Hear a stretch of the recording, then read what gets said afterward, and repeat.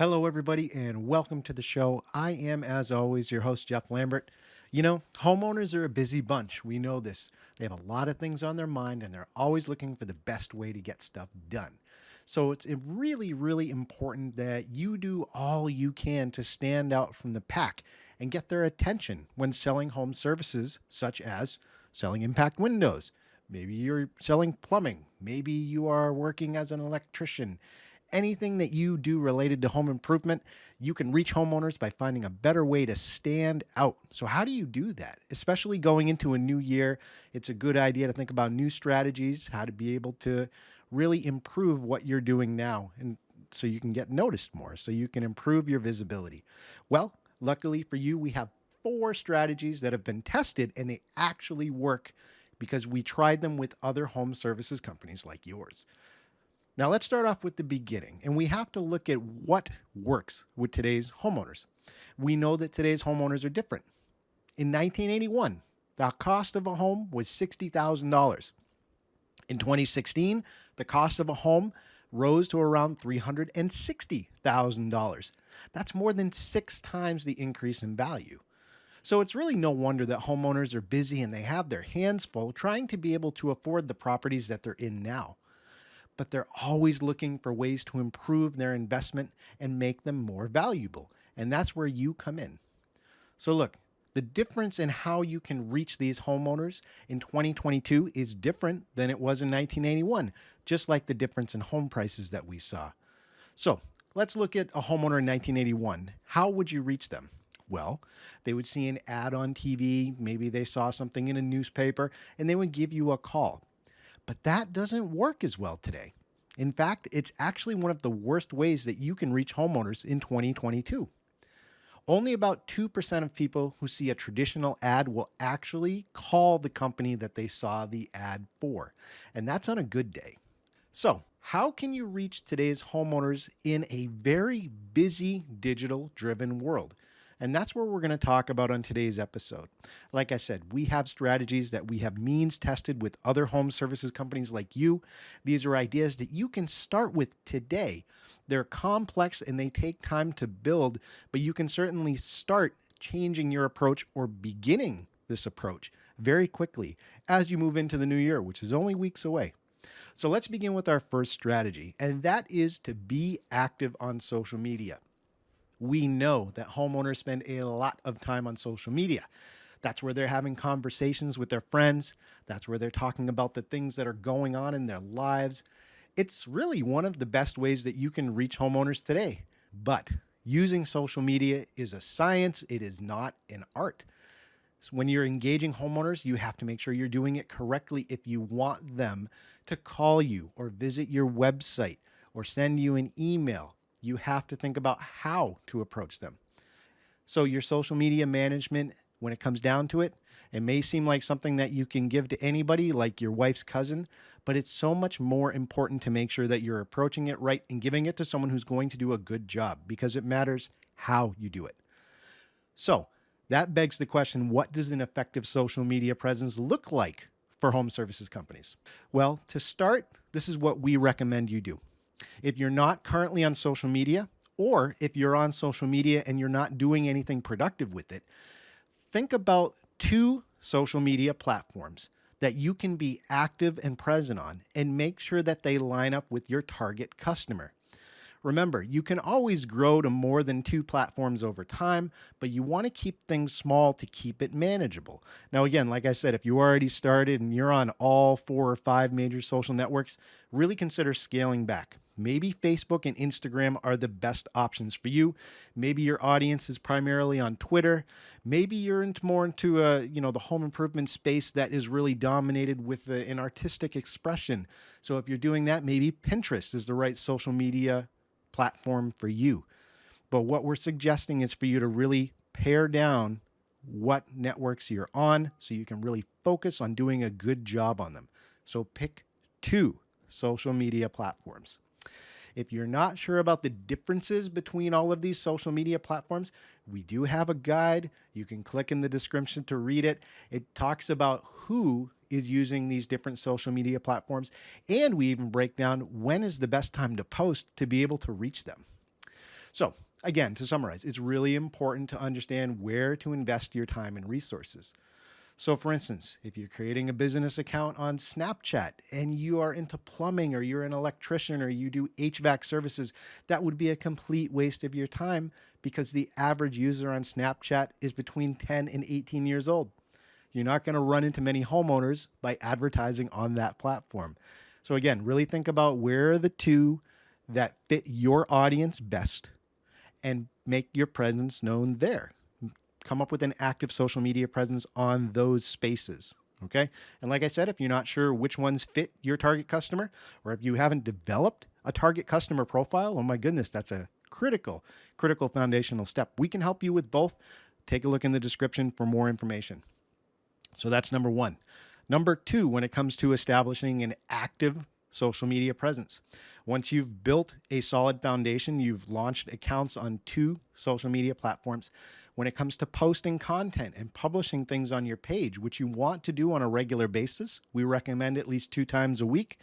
So 2 platforms, 2 posts a week. You also want to keep in mind the 80-20 rule when posting. So what is the 80-20 rule? Well, think of it this way. We recommend that you take an 80% ratio of posting helpful content on your social media channel and 20% towards your self-promotion, promotional offers talking about yourself. So 80% of your posts should be dedicated towards talking about things that are of interest to homeowners in your industry. Talk about other things. Talk about educational stuff. Talk about solutions. Don't talk about you. And then the remaining 20% of the time you spend that actually talking about yourself, highlighting people in your company, talking about a special sale that's going on, highlighting your products or your unique value proposition. But you only want to do that about 20% of the time. So again, that means if you're posting 5 times a week, 3 of those posts should be general information to your user that is not promotional to you. Why should you do it that way? Well, it's really important to make sure that your social media presence doesn't come off as salesy or spammy. And if you're talking about yourself all the time, people are not going to take an interest in following you because you're not adding any value to their lives. And you have to come across as a helpful industry authority to really draw people in, especially repeat customers, right? So look, posting weekly blog posts on your social media where you share tips for homeowners on how they can improve their homes. That's good content. That is something that's beneficial to them. Posting a link to your website and asking them to call you for more information, that doesn't fall in the 80% part. That falls in the 20% part because that's social promotion. So we're not saying don't do it, but it shouldn't make up the majority of what you're posting on social media. Okay? Asking viewers about your social media page if they're looking into replacing your windows, I mean, that's better, because you're asking for their input than just posting a regular ad that says, call me today. That's worn out. That's tired. Remember, the content on your social media page, it's not just a one-way street where you're talking to them.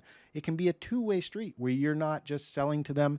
You're building conversations. You're building relationships. You're showing that you have a valuable presence in their very busy schedule, their very busy lives. Homeowners they do want to feel like they're part of the conversation that you're having. They don't like being sold to. Modern customers are not the same. They don't want to feel that pressure. They want to feel like they can control the process. So talk more about their interests and less time about you and your company. So that's strategy number 1. Strategy number 2, find a way to get involved in your community. This is another great way to get attention of homeowners. If you can find a way to inject yourself into the local scene where they spend their days. There's a lot of things you can do to get involved, but we recommend that you start with these 3 areas. Number 1, consider hosting a homeowner event. Number 2, sponsor a local charity. And number 3, be active in online forums and groups related to the community that you are reaching out to, such as a Facebook group, a Facebook business page. Maybe there's a Reddit, a subreddit channel that you can get involved in related to a specific community, city, or town. So let's look at each of those a little bit more in depth. Homeowner events, like we mentioned, those in particular are a great way for you to be able to connect with potential customers. You can invite them to come by your office or your showroom and they can learn more about your company. They can test the products that you offer and actually feel them. They can question you about your service. They can see testimonials, but it's there. There's a connection that's being built that's physical right there. You and the person. They're able to see the products. They're able to talk to the people instead of just seeing it on a website. You can give them a behind the scenes look at how you work. So doing homeowner shows, this is a great way to show off your company culture. It makes homeowners feel like they're getting to know you on a personal level. And that's always the goal. Let's look at the second one, sponsoring a local charity.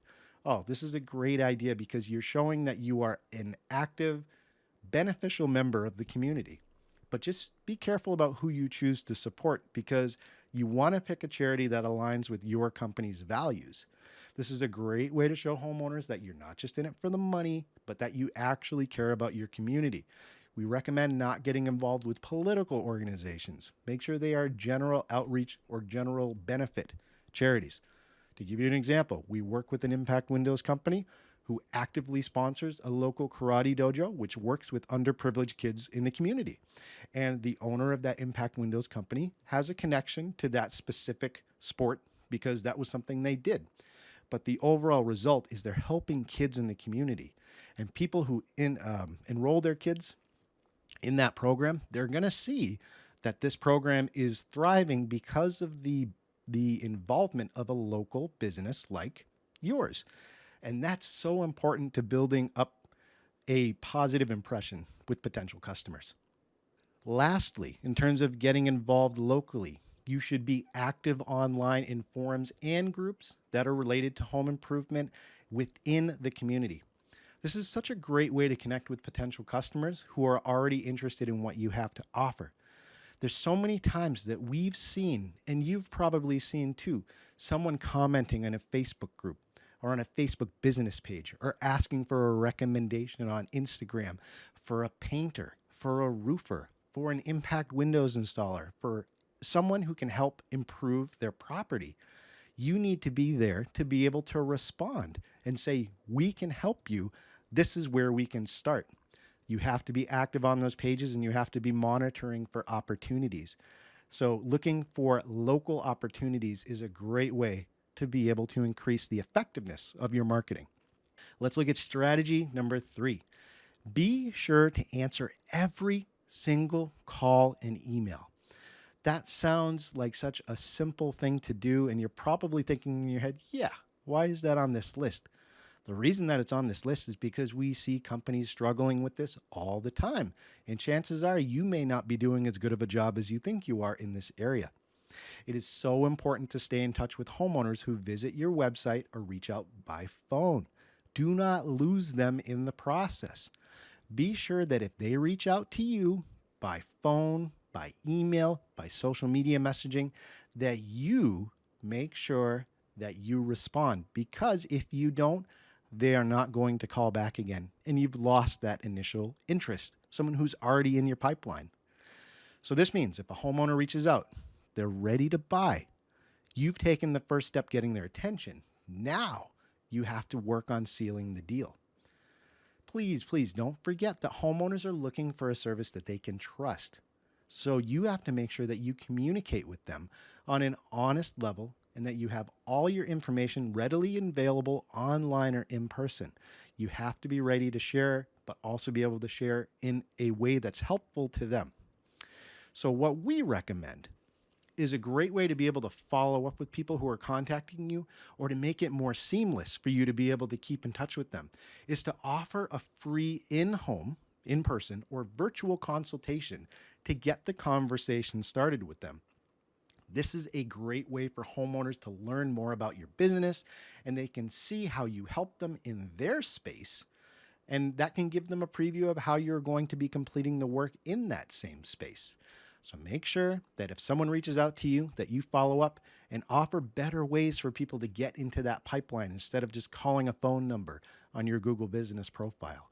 Give them ways to get the conversation going and for you to be able to follow up properly. Let's go to strategy number 4 for increasing your awareness with homeowners in 2022. This one is about following up. Follow up, follow up, follow up. Now, what do I mean by that? Following up with homeowners is absolutely essential. It's easy to get caught up in those day-to-day tasks that are facing you, and you can forget about people that you should be helping. But what does it mean to use the term follow up? This should apply to several different things. Are you following up with those initial communications from an individual, like we said, those emails, those phone calls, those social media messages? Are you reaching out and following up about upcoming appointments that they've booked with you? You should be reminding every single individual in your pipeline about an upcoming consultation date before that arrives. That includes installation dates too. You want to make sure that you are keeping the communication pipeline continually moving. Like we mentioned before, make sure that you're following up about missed appointments. Don't give up on those. Make sure you reach back out and reschedule with them. Make sure that you're responding to messages on review sites, even the negative ones. And we actually have a free webinar that you can sign up for that shows you a formula of how to deal with negative reviews and turn them into positives for your company. That's in the description below if you'd like to sign up for that. On demand, completely free to you. So look, for this reason, the importance of following up, there's a lot of different ways that you have to make sure you're doing that, a lot of different platforms to keep track of. So for this reason, we recommend that you use a customer relationship management system, a CRM. A CRM, an example of that is HubSpot, which we always recommend. Salesforce is another example of a CRM. It's software that helps you keep track of all of your customer interactions, and you can do it from one place. These tools let you track customers, it lets you follow up, and it lets you use automated tools to make it easier to make these things happen. Make sure, though, when it comes to following up, that your customer success team is well-versed in how these systems work, and make sure that they know exactly what to say when they're following up. If you're looking to maintain strong relationships with homeowners, you have to lay out exactly how you want that to sound. Now remember, as you grow with these 4 strategies and implement them in your organization, it is so important to start in 2022. If you wait until it's perfect, you're never going to get going. So look for ways to take these 4 strategies and begin implementing them in your company. And we know that these strategies work. How do we know? Because we've tested them with companies just like yours. All you need to do is to start. Remember, the road to perfection, it takes some time, but you taking the steps will lead to results. Remember again that today's customer is incredibly different than they were even just 3 years ago. And you have to speak to customers like they're homeowners in 2022 and not from 1981. So as time goes on, keep that same attitude too. Make sure that you're continually testing. Make sure that you're experimenting and you're trying new ways to reach new generations and new customers. By doing that, you're going to build new connections and you're going to continually stay ahead of your competition. Thank you so much for tuning in for today's episode. And remember, we have links in the description below for you to be able to start using social media more effectively. We have links that can really help you grow in terms of how to deal with negative reviews. And we also have a full marketing guide for home services companies that you can download for free to get you started on smarter ways to reach today's customers. I'm Jeff Lambert. Thank you so much for joining me for today's episode, and I'll see you on the next one.